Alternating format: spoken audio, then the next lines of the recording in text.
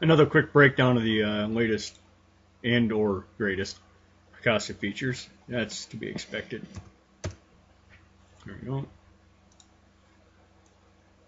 That up over here, and I'm also pulling up I got my oscope hooked up through USB. I gotta get that running.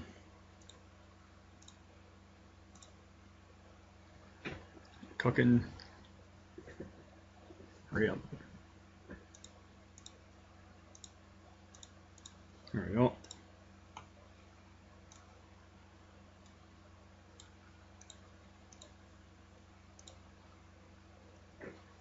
And just to make sure it's working.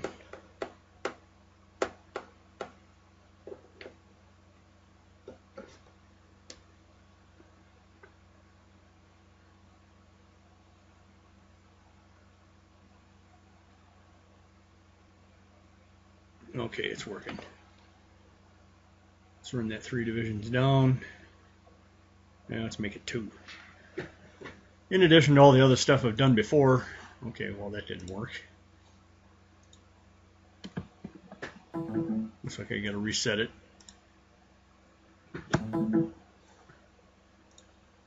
There it goes. Yeah, here's a little thing here. If I collect all the random points, it's going to spit out. I think it spits out 1,000 of them, maybe 10,000. I don't remember, but it's counting up, and it's filling the screen up with garbage. Let that finish cooking. I got another button here, clean up XY data points. What that does is it looks at every data point on there, and if that data point doesn't have a neighbor, it clears it. Therefore, you can get some extraneous crap out of there. You know, say I got a straight line going across here, but I got onesies, twosies float all around here. Well, I click this one, and it'll get rid of the onesies, twosies. Just make a thicker line. Doesn't do anything statistical or anything like that. Just if the dot's got a neighbor, it stays on there. If the dot doesn't have a neighbor in any direction, it clears it out. It's about halfway done. Let it cook here. Yeah, a little button here just to tell you how long the circuit board's been up and running.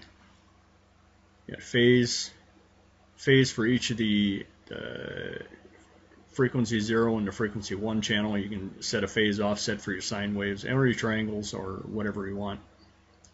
So you can do frequency shift keying output in addition to or phase shift keying output in addition to a frequency shift keying output here. These 1 through 10K buttons. Normally, if I click here once, it'll go up to 61. If I had the 10 selected, it'd go up to 70, and 10K selected, it'd go up to 10,060, etc., etc. Okay, so now we look at the screen, and it's got all this garbage on there, and I'm going to hit this clean up XY data points, and you can see it gets rid of the extraneous ones. And if I hit it again, the picture's going to look exactly the same because each one of these dots that are on there, there's 2 or more dots with each dot. So, and I can clear this. I can redraw them. They're still on there because they're stored in an array, a big old array. Over here is the oscope output. I've got my frequency generator, or the frequency output is hooked up to this one here. Whichever frequency register I select, whichever value, whichever mode, and the pulse generator, which is these down here, is hooked up to this one, so I can watch that go. So now I'm going to go ahead and turn on the frequency, and it'll start showing up here. Let me dial back the... Okay, that's 5.453824834 hertz. So I'm going to go ahead and dial that up a ways. Now we're at 900 hertz.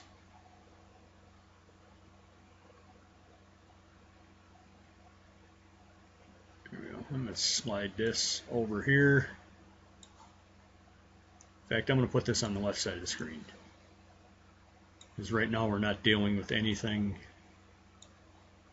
otherwise. And this is a direct output over USB. So I got 899.53 or 52 here, and it's registering 899.55. So I'm going to go up. Well, that's going to work great. I see that. Every time I click that, it's going to unclick itself. Well, take my word for it. This will show what I tell you it'll show, because it'll be on the other. It'll be on my other monitor, but it'll be there. 899. So let's say I back this down by half. Should go down to 450. 452.48 is what it says there, and my oscope software says 452.47, give or take. So anyways, I select the triangle. There's my nice triangle wave. Select my sine wave. Takes a little while for this thing to update though. Here, let's do that. Make it a little bit easier to see here. Here's my triangle. There's my sine. Here's your sine. Some square wave going on here. I got to dial back the offset. Divided by 2. And the oscope screen is updating almost immediately. It's just what I'm pulling in over USB takes a while to come back in, so just the way it is. Dial this back up a bit so I can see it.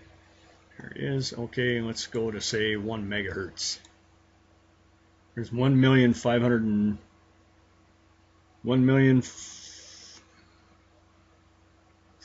kilohertz, 61 hertz. And there it is. My division time is 2 microseconds. So let's dial that right back to 1 million hertz.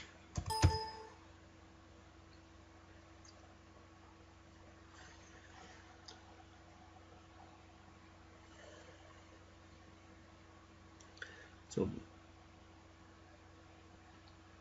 yeah, okay, 2 microseconds. Oh, wait a minute, that's right. It's using this right here, so that's 89.4 kilohertz. So let's dial it up a little bit till I get to 1 megahertz. See if I can get it dead on 1 megahertz.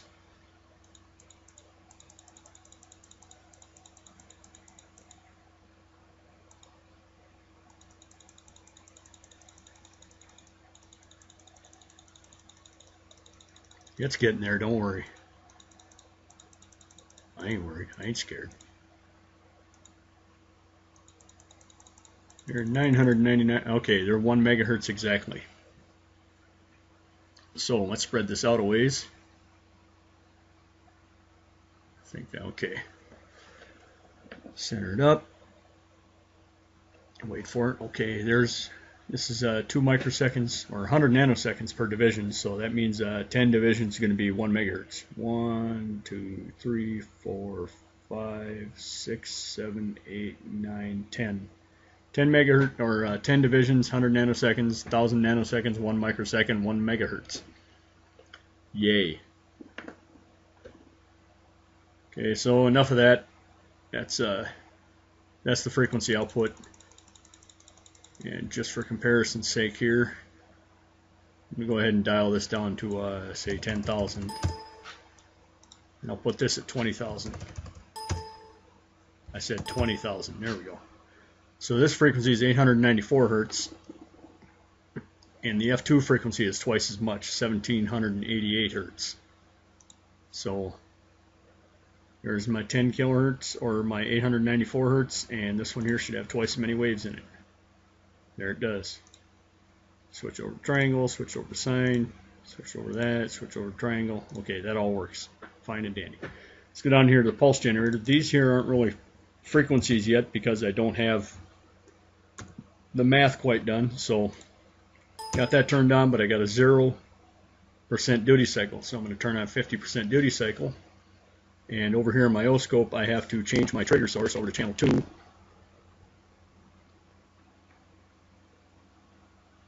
Which is not wanting to change my trigger source over to channel 2, so I'm going to dial this frequency down here. Come on, cut me some slack here, will you?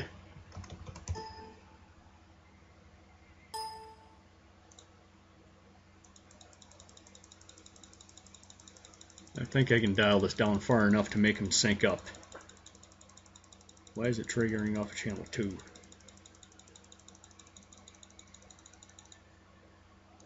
Okay, let's try 2000. Should have played with this a bit more before I tried to make a video of it. Eventually the two triggers are going to sync up.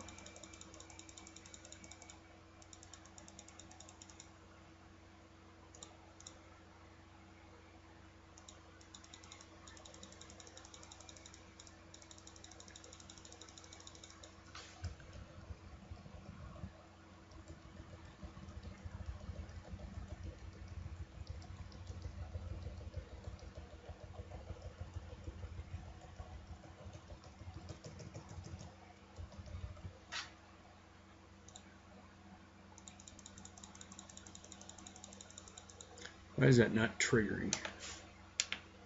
There we go, single trigger, channel 2. There we go. Still not syncing up. What the hell? Oh, duh. There. edge trigger. Okay. There we go. See, now I can sync them up. It's triggering off channel 2 right now. And if I look at my scope, I got 67 hertz here, but it's saying that the bottom frequency is 59 hertz. So let me slow that down to 59 hertz.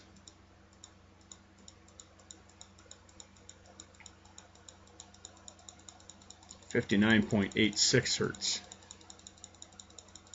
And the top waveform will just barely crawl across the top. 59.8.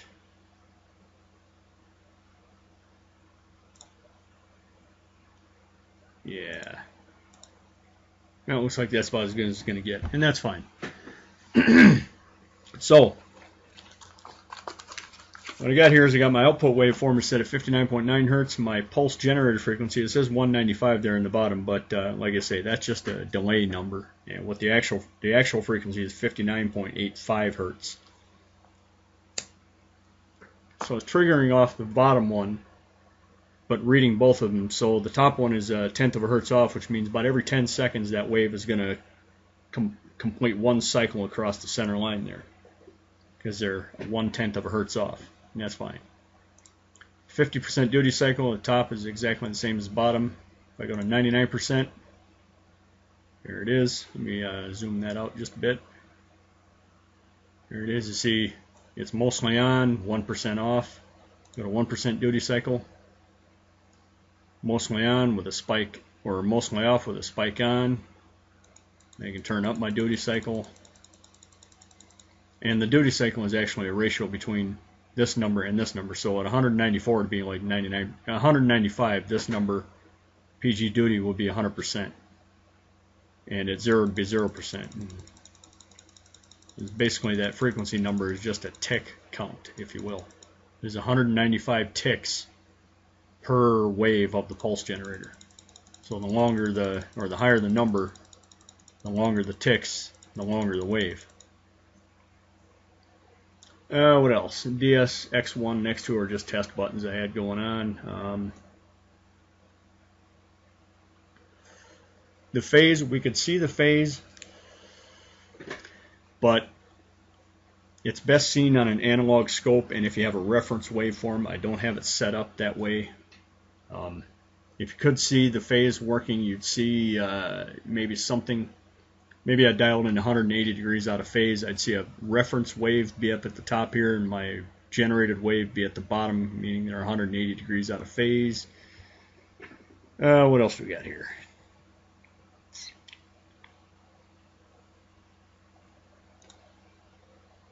Okay, yeah, there's those other points. I got to draw a grid down here. So anyways, all those buttons work.